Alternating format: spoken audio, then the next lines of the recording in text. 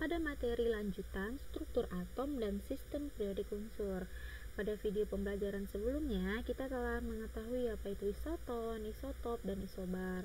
Selain itu, kita juga mengetahui apa yang dimaksud dengan nomor atom, nomor massa, nilai proton, nilai elektron, dan juga nilai neutron. Oke, pembahasan ini kita akan melanjutkan, yaitu konfigurasi elektron berdasarkan kulit atomnya. Sebelum itu, kita harus tahu dulu bahwasannya elektron itu mengelilingi inti pada lintasan atau kulit tertentu yang disebut dengan kulit atau tingkatan energi. Jadi elektron itu mengelilingi inti atom sesuai dengan orbitalnya atau sesuai dengan lintasannya.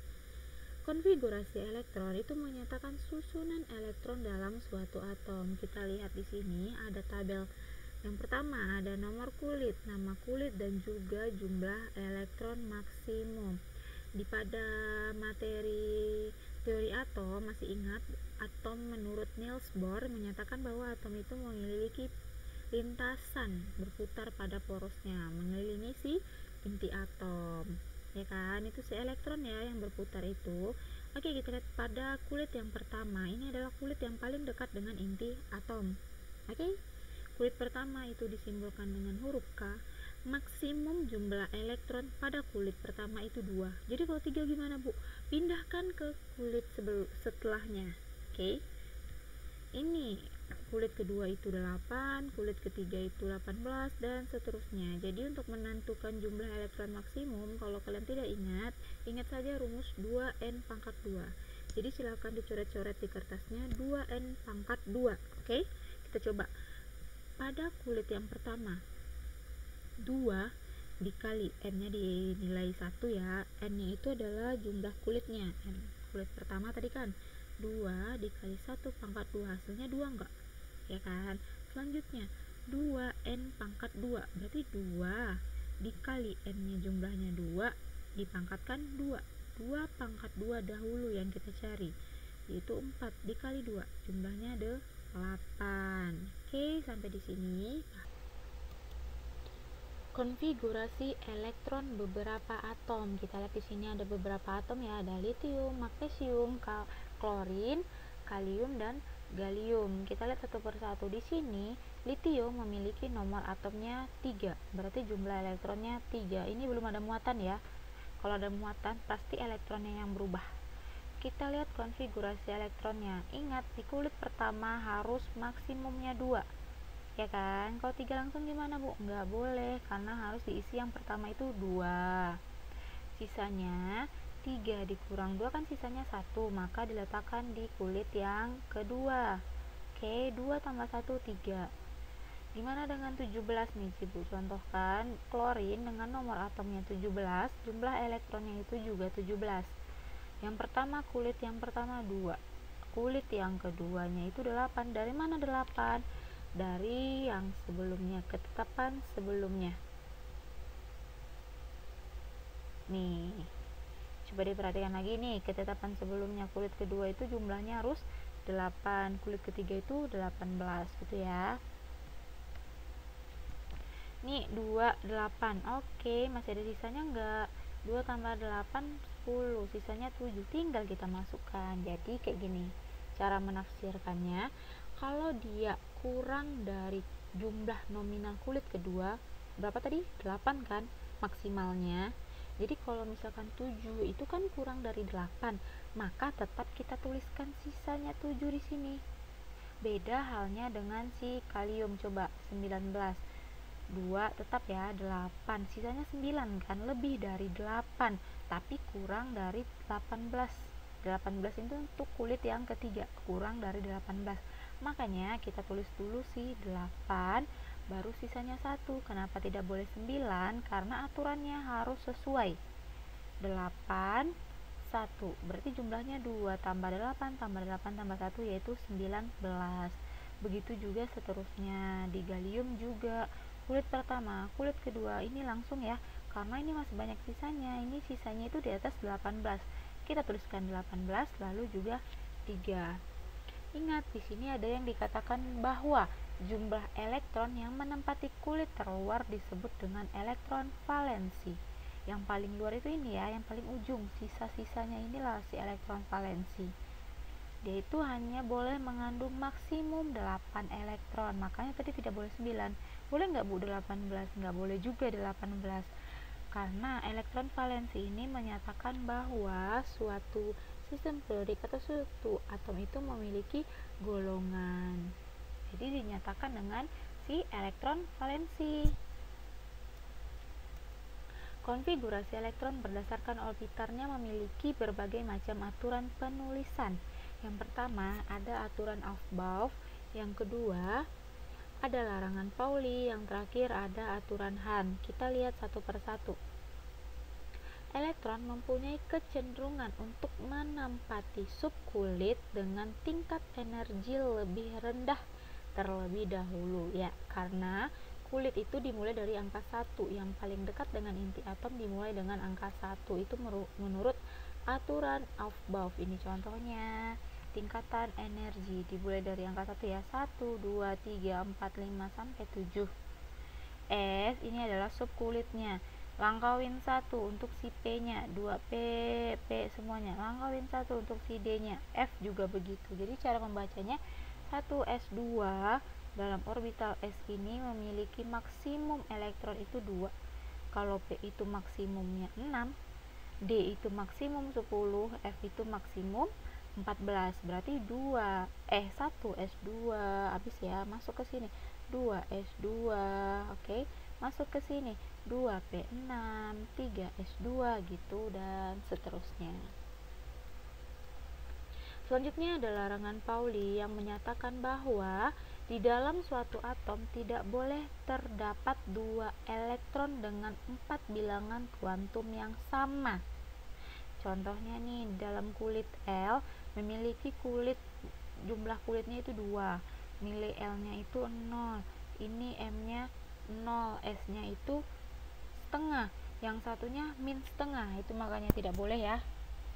Yang spinnya 1,5, yang satu min setengah. Ini berarti udah berbeda dong orbitalnya dalam medan magnetnya, ya kan? Selanjutnya, menurut aturan Hahn, pada orbital yang memiliki tingkat energi yang sama, pengisian elektron dalam orbital dilakukan dengan spin sejajar terlebih dahulu atau setengah penuh. Contohnya nih, kalau dia memiliki nomor atom 8, tadi kan ada tuh urutan tingkatan energi. Ada, kalau yang pertama tadi itu 2, 8, 18, 32 itu merupakan menurut Niels Bohr. Kalau ini menurut aturan Hahn, yaitu memiliki spin-spin dan juga jenis-jenis subkulit dalam suatu orbitalnya. 8 berarti dimulai dari angka 1 ya, 1s2, 2s2, 2p4. Ikut ya, tidak langsung 3p4 ya. Sisa 4 ini adalah sisa dari 2 tambah 2 tambah 4, berarti 8 kan. P itu maksimalnya adalah 6. Selanjutnya diagram orbitalnya seperti ini nih dia. Ini diisi penuh, 1s ini, 1s2 kan 2 nih, makanya diisi penuh nih. Spin 1 ini positif setengah. Kalau yang ini berlawan arah jarum jam itu min setengah. Selanjutnya 2s2 ini 1, 2. Oke, 3p itu ada 3 subkulitnya atau kamar-kamarnya nih. Kita isi satu-satu dulu, tiap kamar 1, pindah ke sini 2, pindah ke sini 3, sisanya baru ke sini. Berarti dia min setengah ya. Contoh penulisan konfigurasi elektron. Nih, ada contoh penulisannya. Pada atom helium dengan nomor atom 2, berarti kan 1s2. Yang dilihat ini yang pangkatnya nih ya, jumlahnya. Ini jumlahnya. Selanjutnya ada berelium 4. Nanti 1s2, 2s2, jumlahnya 2 ditambah 2 sama dengan 4. Boleh ya kita pakai helium. Helium itu 2 kan nominalnya. Makanya ditambah satu lagi 2s2. Kita pakai di sini yang tanda kurung siku ini merupakan adalah golongan 8A, golongan yang paling stabil. Makanya digunakan dalam konfigurasi elektron. Contohnya itu argon 1s2, 2s2, 2p6, 3s2, 3p6. Argon memiliki nomor atom 18. Oke, sesuai 18. Jadi tidak ada lagi sisanya di sini. Gitu dia cara membahasnya. Selanjutnya ada sistem periodik unsur. Sistem periodik unsur ini memiliki berbagai macam perkembangan. Ada logam dan non-logam menurut triade de Boyner juga. Terus ada lagi teori oktav Newlands. Selanjutnya sistem periodik Mendeleev dan sistem periodik modern. Yang biasa kita pakai itu sekarang adalah sistem periodik modern. Jadi di dalam suatu atom itu memiliki sifat, yaitu logam dan non-logam. Ada Lavoisier. Nih kita pembagian subbabnya. Lavoisier, sifat logam dan non-logam. Logam itu besi dan emas, non-logam itu contohnya karbon, berarti yang tidak dapat mengantarkan arus listrik.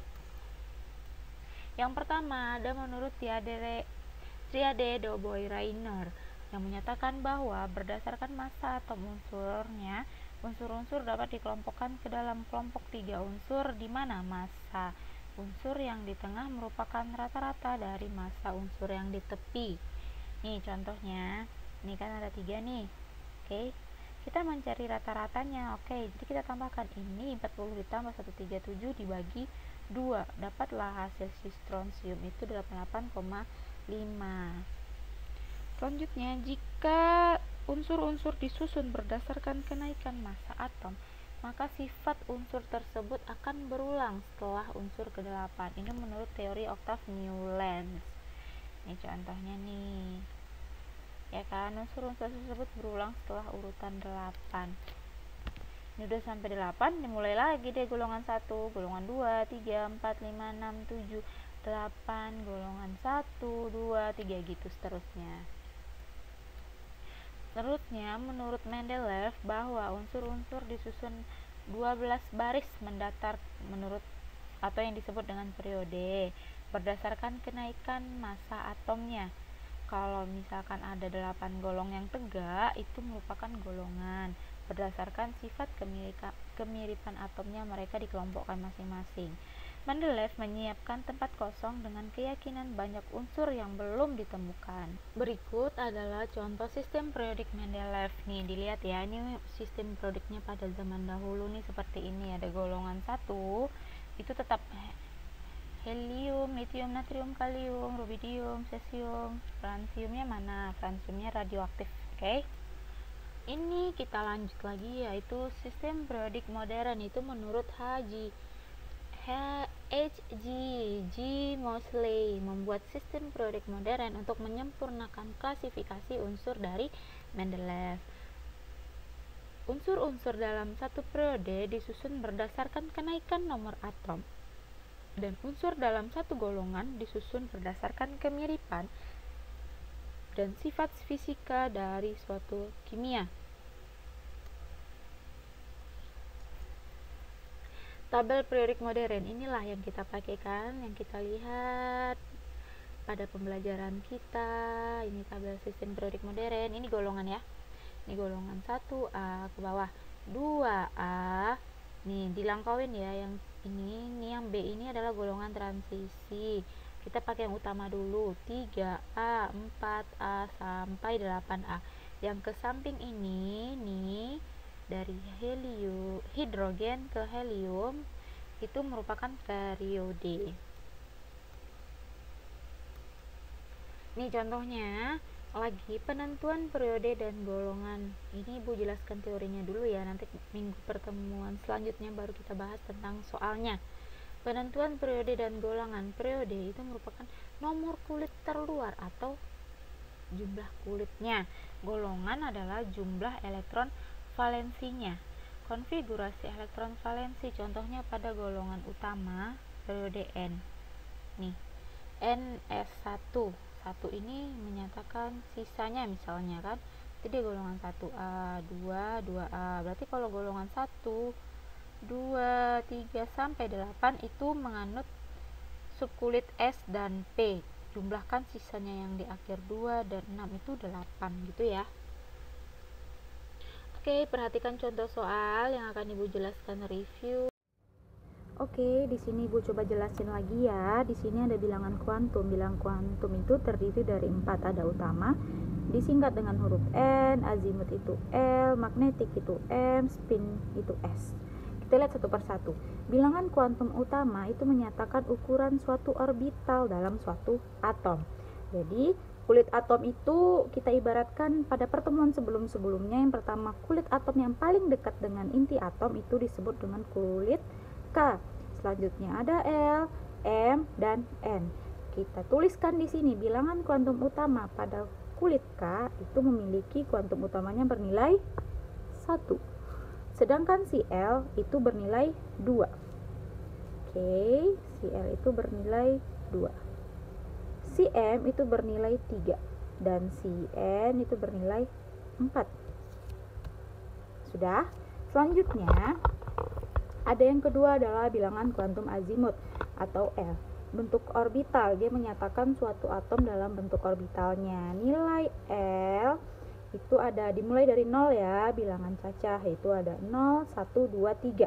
Lambang subkulitnya, pernah nggak Ibu lihatkan gambar bahwa orbital itu kalau misalkan S dia berbentuk bulat kan, S itu dia berbentuk bulat. Di sini S, yang kedua itu P ya, subkulit P tapi nilai L nya 1. Selanjutnya itu SPD, selanjutnya F, berarti SPDF, ini D ya, SPDF. Oke. Selanjutnya ada lagi yang ketiga yaitu bilangan kuantum magnetik.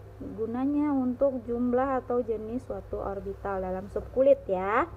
Jika nilai L-nya 0, tadi kita bahas ada nilai L ya. Nih kita lihat lagi.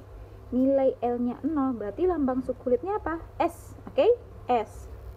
Nilai L-nya 0 berarti jumlah M-nya itu 0.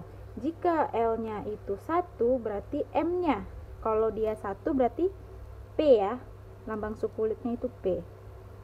Oke. Kalau dia L, kalau L itu apa? 3 katanya kan? F. Kita lihat satu-satu. Nih. Ya, kalau misalkan jumlah subkulitnya S, P, D, F memiliki jumlah orbital. S memiliki 1 kamar. Oke. S memiliki 1 kamar.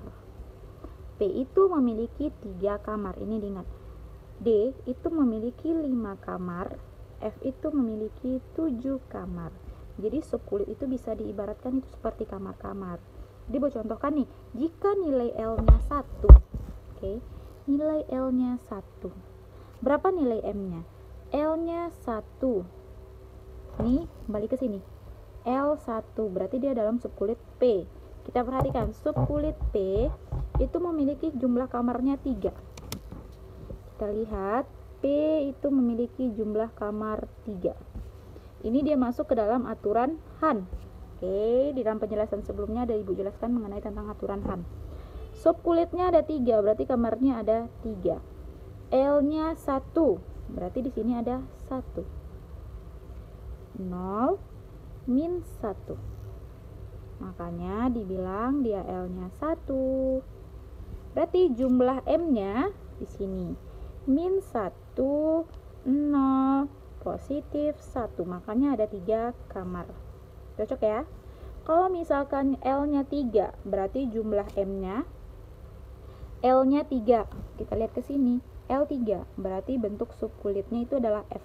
Nilainya berapa? 7, berarti kamarnya ada 7. Kalau L-nya sama dengan 3, berarti kamarnya ada 7. 1, 2, 3, 4. 1, 2, 3, 4, 5, 6, 7. Aduh, tidak muat ya kertasnya. Oke, anggap aja ini 7 ya. Pokoknya 1, 2, 3, 4, 5, 6, 7. Ada 7 kertas. Ada 7 kotak. Ada 7 kamar. L-nya 3. Ada 7 kamar. L-nya 3, pasti dia diakhiri dengan angka 3. Dan di sini ada min 3. Di sini min 2, min 1, 0, 1, 2. Makanya ada nilainya min 3, min 2, min 1, 0, 1, 2, 3. 1, 2, 3, 4, 5, 6, 7. Benar ada 7 jumlah orbitalnya, kayak gitu cara membahasnya. Selanjutnya, jika dia dalam kuantum spin, dilambangkan dengan S kecil. Orientasinya elektron terhadap medan magnet.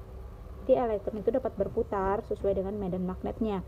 Jika nilai S-nya itu positif setengah, berarti dia searah dengan jarum jam. Tetapi jika S-nya itu min setengah, berarti dia berlawanan dengan jarum jam, arah jarum jam, perputaran arah jarum jam. Di dalam suatu subkulit itu memiliki maksimum elektron yang terisi. Jadi jika subkulit S jumlah orbitalnya 1 atau kamarnya itu ada 1 ya. Berarti jumlah elektron maksimumnya, kita bikin dulu kamarnya di sini.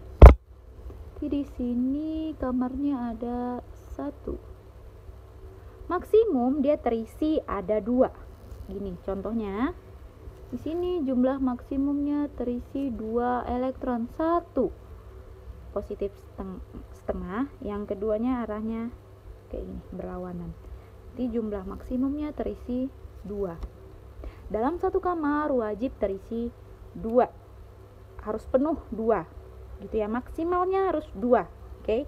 Kalau misalkan P ada 3, berarti kamarnya ada 3 seperti ini.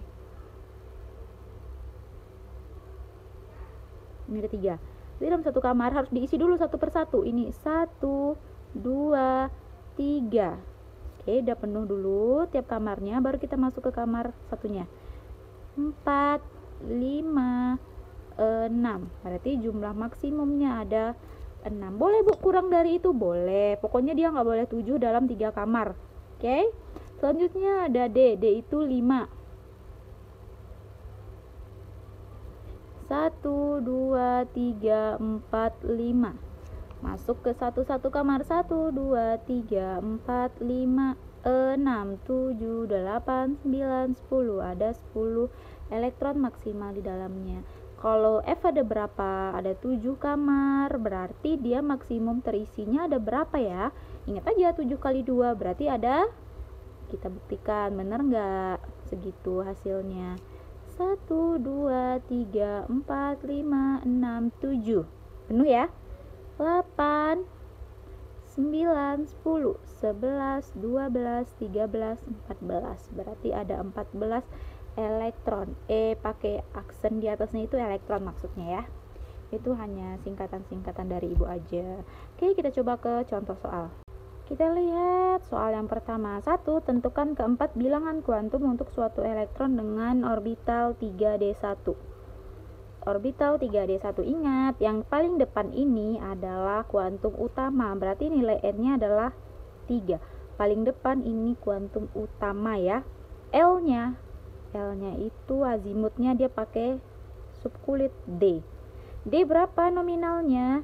D, ayo diingat lagi. D berapa ya?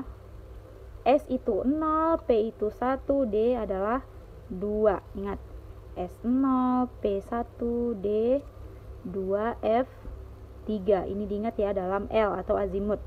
Selanjutnya M atau magnetik. Itu menyatakan dari hasil ini atau dari hasil subkulitnya. D2 katanya kan?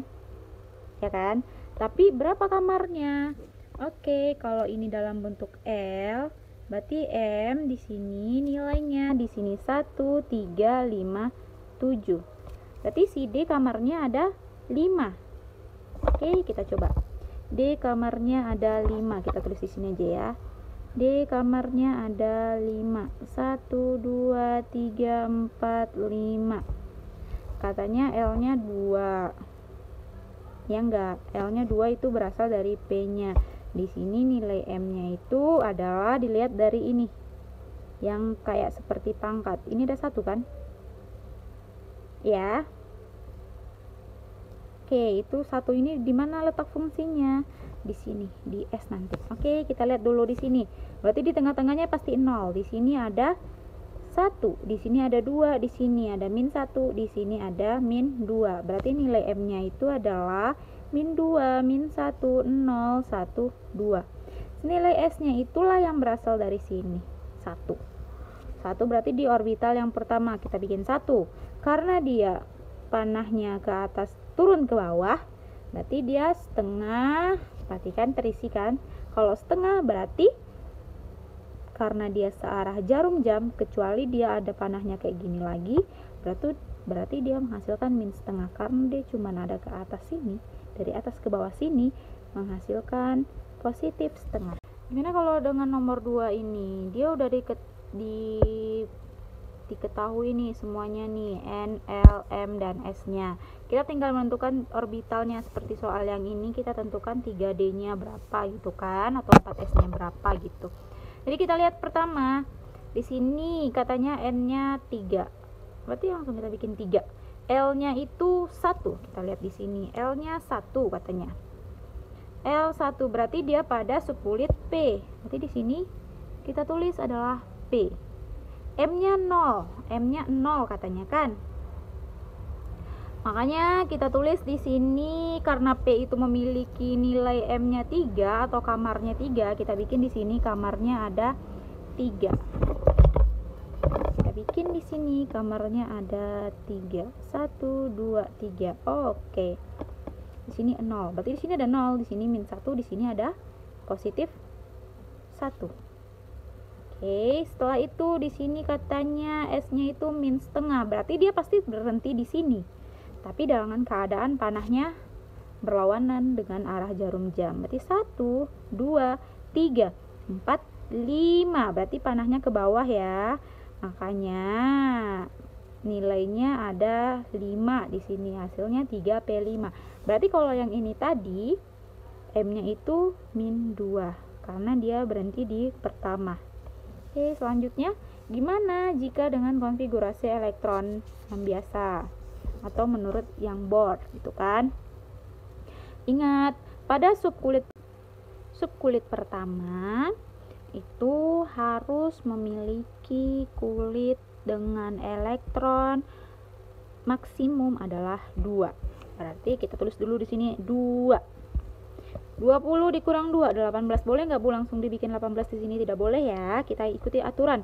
Yang kedua, berapa nilai kulitnya, elektron maksimalnya, yaitu adalah 8.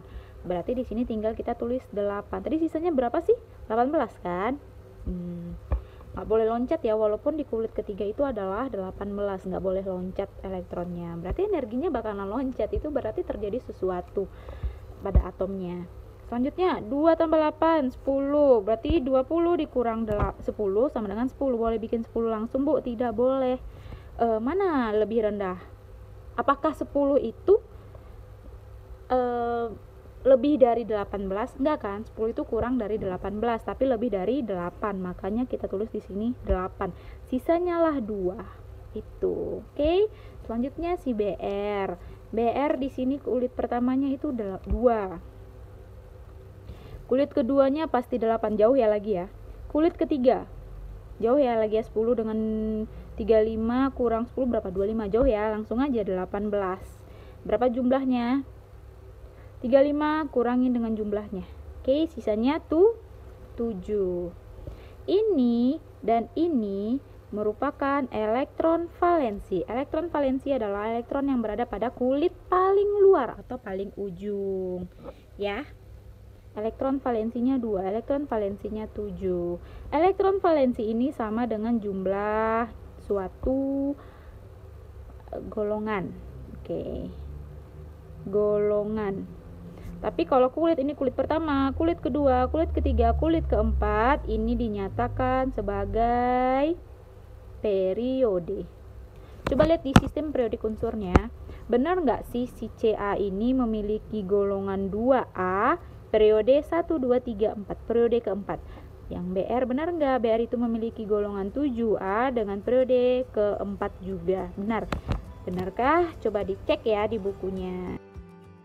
Oke, baiklah, demikianlah pembahasan kita pada hari ini. Silakan diulangi lagi materi-materi yang telah disampaikan. Jangan lupa latihan dan ditanyakan kepada ibu melalui WhatsApp grup atau komen di bawah ini tentang apa yang masih bingung. Dan jangan segan-segan untuk bertanya. Silakan dicek ya materi-materi selanjutnya. Jangan lupa di subscribe agar channelnya makin selalu semangat nih ibu buat untuk menyampaikan materi-materi pelajarannya. See you, semangat selalu ya pembelajaran kimianya. Assalamualaikum warahmatullahi wabarakatuh.